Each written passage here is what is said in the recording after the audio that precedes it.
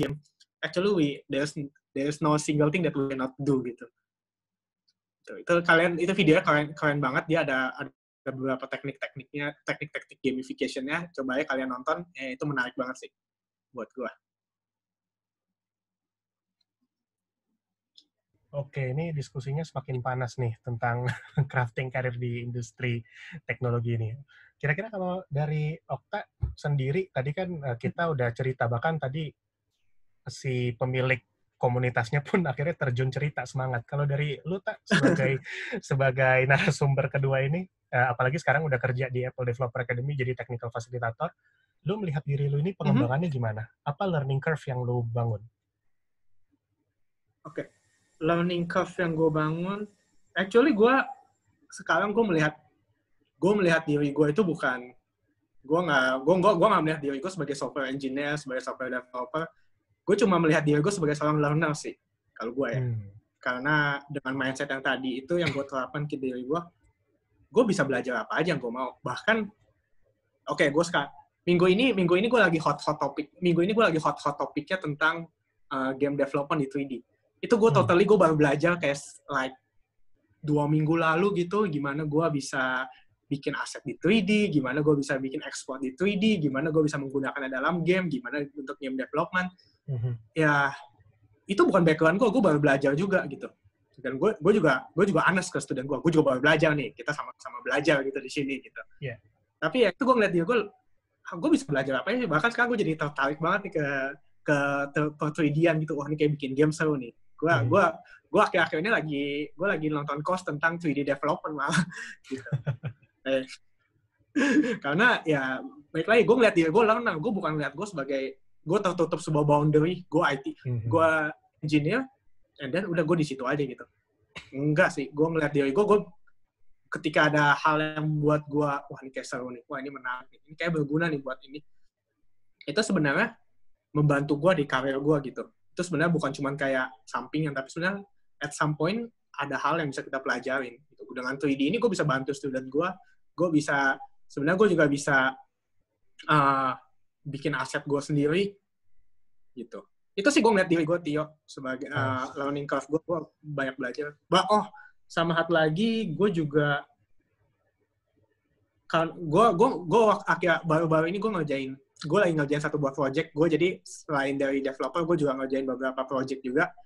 And kalau yang kalian pernah tahu ya, kalian itu, gue tadi cerita gue pertama kali mobile development di iOS pakai Swift itu like 3 tahun lalu. Dan semenjak itu gue udah 3 tahun gitu.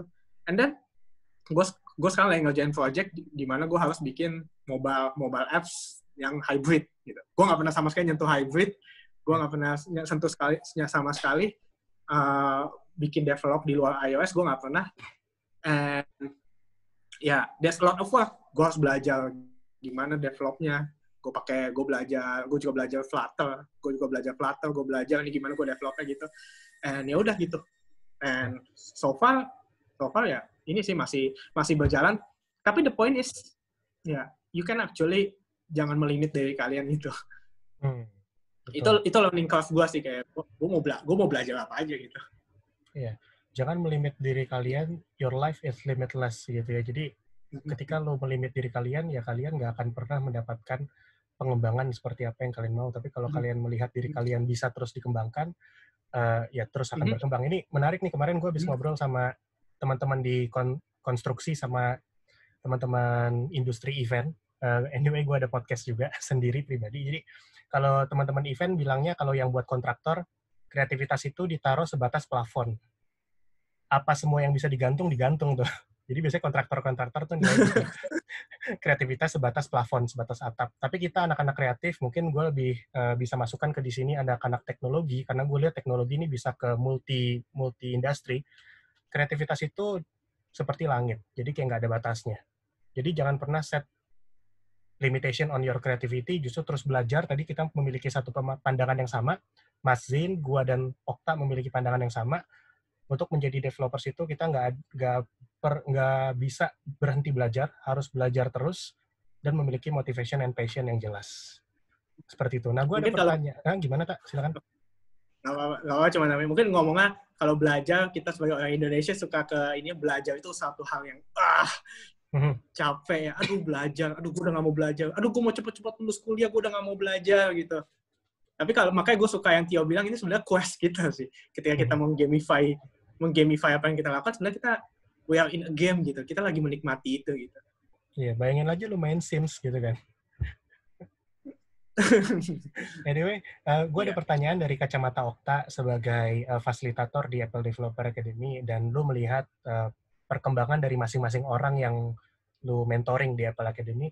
Sejauh apa sih kira-kira si program-program yang ada di Apple Developer Academy ini bisa menjangkau mereka semua, khususnya teman-teman yang non-technical background. Tapi sebelum menjawab itu, mungkin bisa disiapin dulu jawabannya. Ini ada pertanyaan dari Revo Arya. Kayaknya kita harus jawab dulu nih pertanyaan dari teman-teman Software Engineer Indonesia. Tanya dong Kak Okta, saya lulusan SMK. Lebih baik langsung terjun Nggak ada jadi nama developer. Ditambahin dong biar seru. Lebih baik langsung terjun jadi developer atau fokus ke kuliah dulu. Apakah ada skill developer yang hanya didapatkan dari kuliah selain soft skill yang tadi kita diskusikan? Oke. Mungkin gini. Kalau dari menurut gua, ini menurut gua pribadi ya. It's actually totally up to you. Pertama lu mesti tahu dulu konsekuensi dari masing-masing pilihan lu pertama. Jadi ketika lu mau langsung terjun developer, lu punya apa, konsekuensi lu apa, plan lu gimana, and kalaupun kuliah, plan lu gimana. Karena gue ngeliat dari dua hal ini nggak ada dua hal yang merugikan sama sekali. Dua hal ini sangat ngebantu ngeboost sesuatu gitu. Nah, ketika lu jadi developer dulu, oke, lu sekarang mau mulai belajar, lu mau belajar dulu, atau lu kalau lu mau jadi developer, lu mau lamar kerja kan berarti.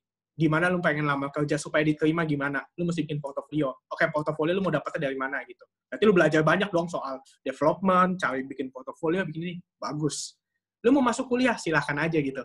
Lu masuk kuliah, lu mungkin akan belajar dengan a set of modul yang disiapin dari kuliah lu. Lu akan ketemu beberapa orang, banyak orang gitu. Dan kuliah juga memberikan kalian environment untuk kalian berkarya ya. Gue bilang kuliah tuh bukan kalian belajar, tapi sebenarnya kuliah tuh tempat kalian berkarya gitu.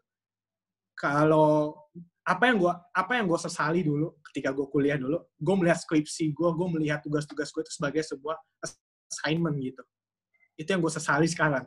Gue melihat, aduh ini assignment, gue mesti cepet kelarin gitu. Sekarang gue malah kalau gue pengen kuliah lagi nih, gue pengen lihat ini adalah ajang gue untuk bereksperimen, berkarya, membuat sesuatu gitu. Punya ownership di apa yang gue buat gitu. Aduh ini kayak punya gue pengen buat banget nih. Mumpung gue lagi disuruh, gue pengen maksimalin ini gitu. Kalian lihat aja deh, big tech startup big tech company sekarang, like name it Facebook, itu semua awal dari tugas kuliah mereka loh. Itu awalnya dari tugas kuliah mereka ya tapi mereka punya ownership, mereka bukan ngeliatnya kayak ini cuma tugas dari dosen gue, udahlah. Tapi ngeliat, gue mau bikin ini nih, mumpung gue disuruh, gue mau bikin ini nih gitu. Ini kayaknya bagus banget nih gitu. Jadi menurut gue environment di kuliah itu sebenarnya juga bagus, membantu kalian gitu. Jadi jangan ngeliat, jadi ketika kalian kuliah, gue jangan ngeliat kayak, aduh kampus gue cuma ngajarinnya ini, kampus gue cuma ngasih gue ini, udah gue nggak bisa apa-apa gitu. Guys, kalau menurut gue kuliah itu adalah lingkungannya yang membawa kalian untuk ke mindset kalian pengen bangun sesuatu gitu. Jangan lihat apa yang kuliah berikan, tapi apa yang bisa kalian lakukan gitu. Selagi kalian ada di environment itu. Jujur gue, kalau mau ngomong frankly speaking, ketika gue kuliah, gue nggak tahu waktu kuliah gue belajar apa ya. It's totally kayak yang sekarang gue gunakan itu totally gue yang pakai gitu. Gue cari sendiri. Tapi kuliah itu kuliah itu cuman gue ngeliat, di kampus gue ada mata kuliah ini, dia ngajarin gue ini. Ini bisa gue pakai gak ya? Ini bisa gak ya? Kalau enggak, ya udah. Just stick it in my mind gitu. Nggak usah gue, mungkin suatu saat akan gue gunakan lagi, tapi, yang ini bagus juga nih yang diajarin. Oke, gue pakai deh gitu. Jadi, gue yang memanfaatkan kuliah itu. Bukan kuliah gue itu yang mengatur gue arahnya kemana. Jadi, kuliah itu sebenarnya cuma memfasilitasi gue doang. Sisanya gue yang menentukan sendiri. So, balik lagi, it's totally up to you. Nggak ada ruginya. nggak ada ruginya lu kuliah, nggak ada ruginya juga lu developer, jadi developer langsung. Ya mungkin Gitu. nambahin dikit juga ya, terkait kuliah, lagi-lagi ya kembali ke diri kita sendiri. Jadi yang kuliah itu ada yang nggak belajar, seperti saya dulu waktu kuliah. Gitu. Tapi yang nggak kuliah pun juga ada yang belajar gitu. Seperti beberapa teman saya yang bahkan mungkin DO atau mungkin nggak sempat kuliah sama sekali, tapi dia belajar terus. Jadi jalur karirnya pun juga nggak kalah dengan yang kuliah gitu. Lagi-lagi apa saja yang kita lakukan untuk bisa mengembangkan skill kita itu. Nantinya itu akan terwujud dengan sendirinya dengan portofolio atau pengalaman yang kita asah gitu. Mungkin Iya, sekedar kalau mau lihat di kulit ini kali ya, mau meluruskan paradigma yang terjadi di masyarakat, khususnya masyarakat generasi millennials dan Gen Z. Karena kalau gue kan juga ya karena background marketing, background communication, gue juga sering mantau trending-trending ya. Terkait kuliah ini memang sepertinya ada kesalahpahaman paradigma yang terjadi karena kita selalu melihat inefisiensinya. Memang benar untuk beberapa track pendidikan tuh banyak. Lu mau belajar sendiri, lu belajar lewat bootcamp, lu belajar lewat Apple Developer Academy, lu kuliah gitu ya. Setiap track itu kan memiliki plus minusnya, plus and minusnya gitu. Dan masing-masing memiliki duration-nya. Kita selalu melihat kuliah itu, sekolah itu sebagai hal yang inefisien. Apalagi sekarang dengan adanya WFH. Itu pasti orang tua mungkin di sini, di komunitas ini ada yang sudah punya anak gitu ya. Pasti ngerasa kayak gitu loh. Kenapa nggak dari dulu aja gue homeschooling gitu kan. Nah, kita selalu melihat dari hal itu. Kita fokuslah ke kuliah nih, karena kuliah sebelum kita kerja sebagai IT, software developer. Kita masuk, katakanlah tahun 2020. Kita masuk menjadi mahasiswa baru. Kita lulus 4 tahun setelahnya, tahun 2024. After kita lulus, apa yang kita pelajarin selama 4 tahun belum tentu diminta di industri saat itu. Bisa jadi teknologi yang teknologi yang kita pelajarin itu udah nggak ke-update lagi, atau industri meminta hal yang baru. Ini pengalaman gue sendiri di divisi di industri marketing. Zaman dulu gue belajar di kuliah bagaimana membangun komunitas, bagaimana berkomunikasi, bersosialisasi. It's a relationship marketing management. After gue lulus, 4 tahun gue lulus, ternyata yang lagi trending Kaskus, yang lagi trending OLX, toko bagus. Mereka minta marketing yang bisa mengembangkan channel-channel di dunia internet marketing pada zaman itu. Kalau sekarang berubah lagi. 4 tahun lalu anak-anak marketing belajar internet marketing. Sekarang mereka dimintanya digital marketing, social media marketing. Beda banget, beda terus. Jadi kadang kita melihat sektor pendidikan itu inefisiensinya. Tapi gue harus luruskan. Yang paling penting itu adalah kalian tahu learning journey, learning curve-nya dulu. Kalian pengen menjadi apa di berapa tahun ke depan?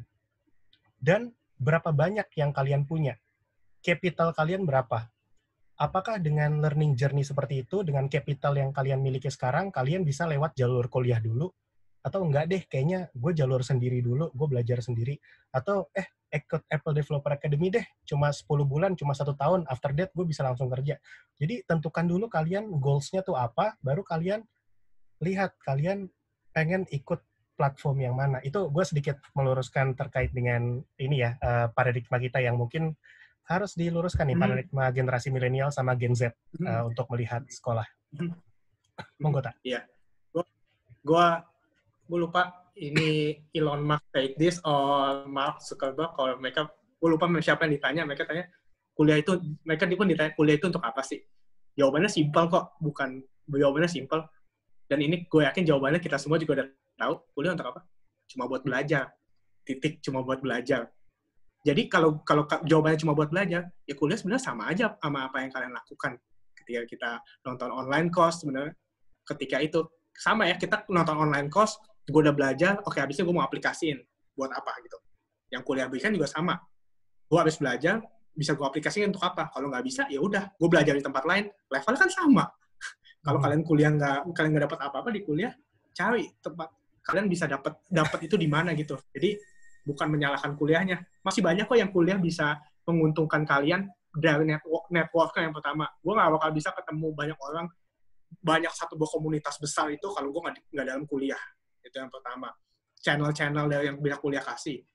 Jadi ya jangan terlalu terpaku sama apa yang dia nggak bisa. Yang dia bisa manfaatkan itu sebesar-besarnya gitu.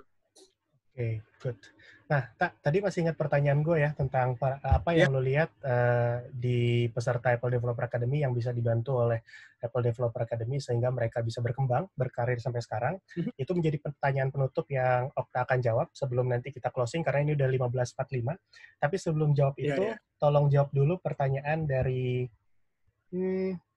ada 2 pertanyaan. Nanti silakan dipilih aja kalau nyambung mungkin bisa dijawab sekalian. Ini ada dari Rizky Aji Kusuma. Mau tanya, bagaimana peluang pekerjaan natif iOS di Indonesia terkait dengan hybrid developer? Ini yang lagi sering digandrungin. Hybrid developer yang sudah semakin berkembang. Itu pertanyaan pertama dari Mas Rizky. Lalu Mas Rafli Aryansyah. Dalam hal belajar, lebih baik dengan metode learning by doing atau dari basic dan perkuat fundamentalnya secara bertahap? Dilanjut pandangan lo dari sisi technical facilitator melihat perkembangan anak developer academy. Monggo, dirapel langsung. Oke. Jadi mindset ya. Oke. Buat yang pertama dulu, gue sambil baca pertanyaannya lagi. Peluang kerja peluang native iOS di Indonesia. Kalau peluang iOS native, pertama yang gue mau sampaikan nggak banyak. Jadi kalian itu sebenarnya ada di niche market yang kecil, tapi demand-nya ada gitu.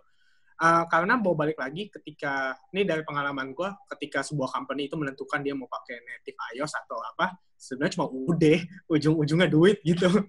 dia pengen developer yang dua-duanya atau satu doang gitu.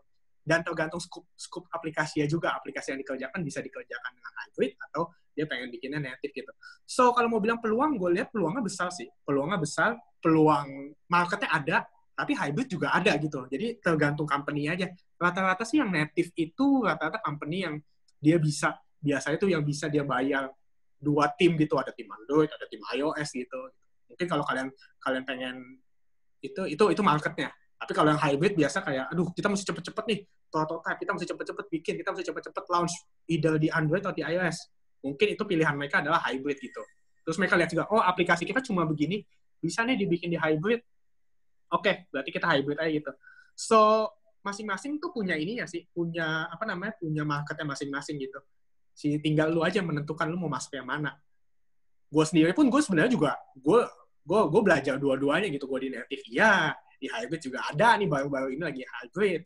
Gue pegang web juga pernah gitu. Jadi bukan soal teknologinya sih, balik lagi. Tinggal kemauan lu aja. Oke, gimana Rizky? Apakah cukup menjawab? Cukup. Lanjut ke Rafli Aryansyah. Dalam hal belajar, metode belajar yang paling pas itu learning by doing atau step by step dari basic ke fundamental.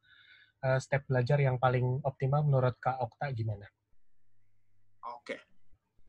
Gue nggak bilang yang paling optimal ya, karena gue yakin tiap orang punya caranya masing-masing yang beda-beda. Kalau gue mau share cara gue lumayan hybrid, tapi metode belajarnya hybrid ya. Karena gue lumayan hybrid, karena gue kadang-kadang kalau belajar gue misalnya lihat nih, belajar bikin apps, misalnya pakai machine learning gitu. Oke, gue coba dulu step by step, machine learning gini. Tapi gue ada di satu titik ketika, kok bisa begini ya? Gue bertanya ke diri gue, ini kenapa bisa begini ya? Gitu. Ini kok aneh sih, ini kok bisa magically happens begini sih, ini kok tiba-tiba nih algoritma backward propagation tuh bisa begini ya. And then gue baru masuk ke fundamental. Oh, ternyata dia tuh membuat node satu sama lain, yang satu node itu saling mengkalkulasi sehingga dia mencapai angka yang terdekat gitu. Itu jadi menurut gue kalau itu buat gue menemukan style belajar lu sendiri itu adalah yang mesti dilakukan sih. Kalau gue kayak gitu. Fundamental membantu, practice membantu gitu. Kalau ada orang yang bilang, kan sering bilang kayak, kita kalau belajar mah praktek aja gitu. Kalau menurut gue, dua-duanya punya peran penting sih. Dua-duanya tuh punya caranya masing-masing untuk membantu kita belajar gitu. Teori penting. Anggapannya gini, ketika kalian belajar, ketika kalian teori tanpa praktek, ya itu sebenarnya sama bodohnya ketika kalian belajar praktek tanpa teori gitu. Jadi, dua-duanya sebenarnya saling mendukung menurut gue ya. For me itu dua-duanya saling mendukung. Jadi nggak bisa ditentuin yang mana dulu. Gitu. Tinggal kalian aja pengen gimana cara porsinya kalian tuh seperti apa gitu. gue tahu di sini kalau ketika ada yang lihat teori, aduh, baca itu, aduh, susah banget ini. Ada teorinya susah banget gitu. Ya, kalian sesuaikan aja dengan porsi kalian. Oke, nah ini makin Gitu. banyak pertanyaan yang masuk, tapi kayaknya kita harus Makin closing banyak ya. ke pertanyaan yang harus dijawab tentang dari gua. Apa sih yang lu lihat sebagai technical facilitator, benefit yang memang kita berikan di Apple Developer Academy? Lu juga kan deliver idea, deliver materi ke teman-teman peserta. Sejauh apa sih kita bisa mendukung performa mereka? Nanti setelah ini gua akan closing, tapi Okta bisa jawab chat yang masuk melalui typing.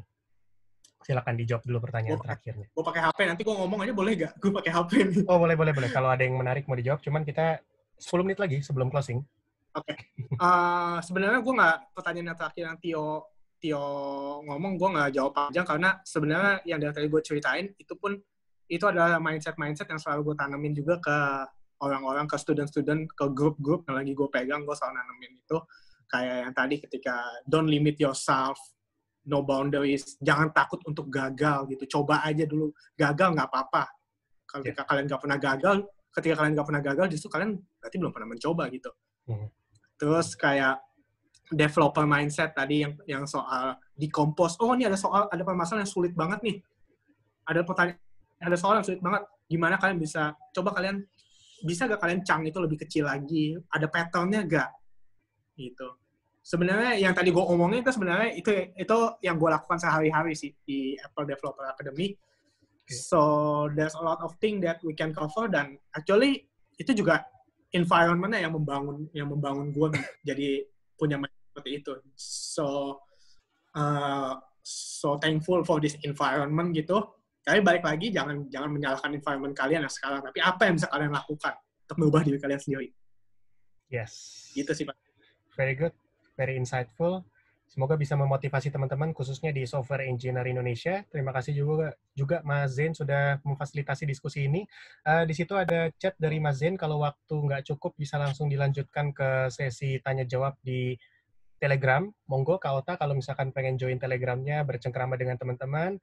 Buat teman-teman yang ada di Software Engineer Indonesia terus terinspirasi dengan Kak Okta, tentunya Kak Okta masih terus akan bekerja di Apple Developer Academy sebagai technical facilitator. Besar harapan kita juga menerima teman-teman jadi peserta kita, dan siapa tahu di tahun-tahun ke depan teman-teman bisa belajar langsung secara intensif di mentoring oleh Kak Okta di Apple Developer Academy at Binus di Green Office Park BSD.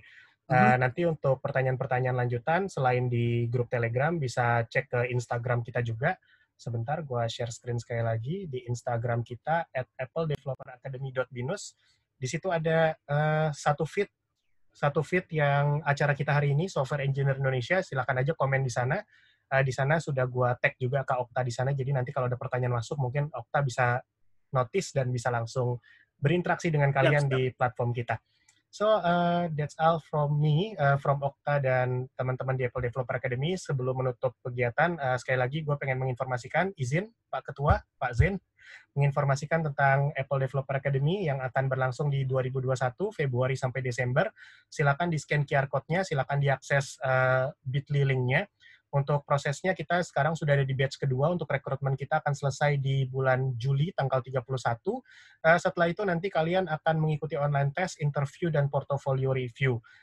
Setelah semuanya selesai, batch 1, batch 2, dan batch 3 kita akan cari 200 kandidat talent terbaik yang bisa kita invite menerima benefit dari Apple Developer Academy, dan semoga nanti di beberapa tahun ke depan kalian bisa menjadi world class developers dari Indonesia, mewakili Indonesia di WWDC, WWDC Apple. Nah, sesi terakhir gue ingin mengundang seluruh narasumber yang sudah hadir, dari Mas Zain, Ibu Yeni tadi, sama Kak Okta, untuk saling memberikan masukan, motivasi, atau sekedar kata-kata penutup buat teman-teman kita yang hadir pada sesi kita hari ini. Nah, mungkin pertama dari Bu Yeni dulu. Bu Yeni, apa masih online? Ya, Oke, halo, selamat siang semuanya. Terima kasih yang udah stay mendengarkan dari awal sampai ke sharingnya Kak Okta juga. how crafting career ya di dunia tech ini. Luar biasa sharingnya. Semoga ini menginspirasi buat teman-teman semua untuk bisa juga terinspirasi ikut bergabung bersama kami di Apple Developer Academy. Tadi saya juga sempat sharing kalau kita lagi buka di batch kedua, di screen juga sudah ada QR code-nya. Jadi tunggu saatnya kita untuk asah skill, sharpen our skills, kita siapkan diri supaya kita bisa lebih kuat untuk bersaing di dunia tech. Kita akan buka di Februari 2021. Nggak sabar buat ketemu teman-teman semua calon kandidat di Apple Developer Academy. Oke, sekali lagi thank you Bu Yeni atas sharing-sharingnya selaku Operation Head dari Apple Developer Academy. Pastinya sharingnya sangat bermanfaat untuk teman-teman mengetahui kalau dalam crafting your career, kalian harus menentukan langkah kecil pertama. Dan siapa tahu langkah kecil pertama ini di Apple Developer Academy selanjutnya menjadi langkah besar kalian untuk rezeki kalian di masa yang akan datang. After that, Technical Facilitator Apple Developer Academy, Okta Gandiajaya. Silakan. Oke, think I have talked too much, jadi paling gue cuma mau bilang, keep learning, jangan biarkan lingkungan kalian mempengaruhi kalian. It starts from you, gitu. Ketika kalian nggak diterima, walaupun kalian nanti nggak diterima, misalnya belum bisa terima di Apple Developer Academy, it's okay gitu, nggak apa-apa. Jangan takut gagal, jangan takut penolakan gitu. Tapi yang harus kalian takutin tuh kalau kalian udah gagal, udah itu, tapi kan nggak tahu habis mau ngapain gitu.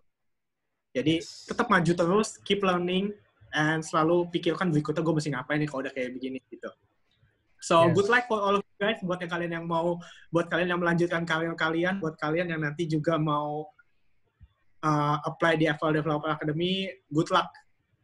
Good luck. Terima kasih Okta. Keep on learning, jangan berhenti belajar, karena dari situlah kalian bisa menemukan kreativitas kalian. Jangan pernah melimit kreativitas kalian, karena kreativitas kalian bukan hanya sebatas genteng, tapi sebatas langit.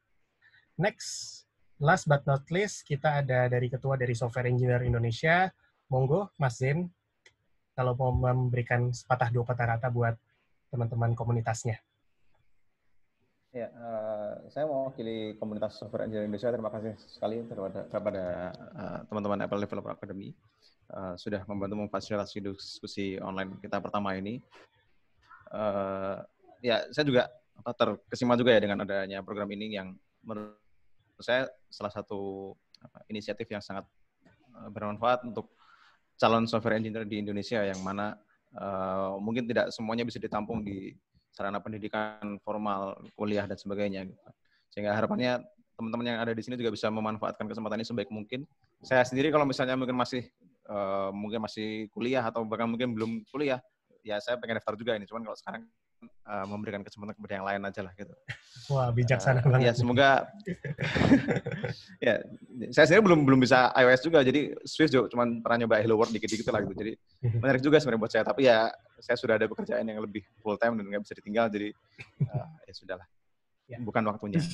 Mungkin nanti ada kesempatan lain. Jadi ya saya sendiri sampai sekarang juga masih belajar terus, cuman ya dengan sarana yang masih memungkinkan untuk saya belajar. Pada intinya menjadi software engineer itu harus belajar terus sampai kapanpun, karena teknologi selalu berkembang terus. Jadi kalau kita di titik kita berhenti belajar, di titik itulah kita akan terhenti, atau bukan hanya terhenti tapi runtuh digantikan oleh yang lain, baik yang lain itu manusia lain maupun robot dan sebagainya gitu. Jadi teruslah semangat untuk belajar. Di titik kalian berhenti belajar, di titik itulah kalian meruntuhkan karir kalian di masa yang akan datang. Keren, Mas Zen Fatoni. Terima kasih atas insight-nya. Buat teman-teman, dari gue sendiri, Adityo, member dari Software Engineer Indonesia dan juga Marketing Section Head dari Apple Developer Academy, juga pengen kasih masukan atau kata-kata terakhir buat kalian. Apa yang kalian lihat di depan mata kalian ini adalah benefit, kesempatan yang bisa kalian ambil sekarang atau tidak.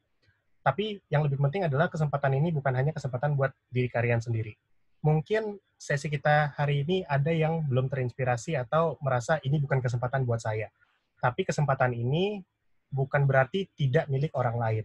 Jadi pesan dari saya, kalau sudah screenshot, kalau sudah foto, jangan jadikan ini sebagai kenang-kenangan di handphone kalian.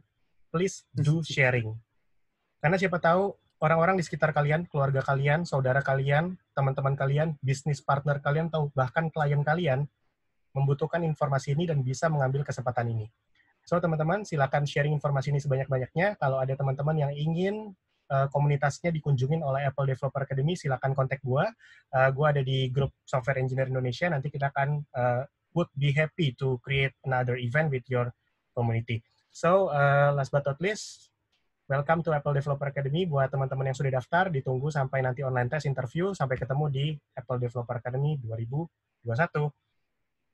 Adityo, semuanya signing out. Bye-bye. Bye semuanya. Thank you buat sharing-sharingnya. Terima kasih semuanya.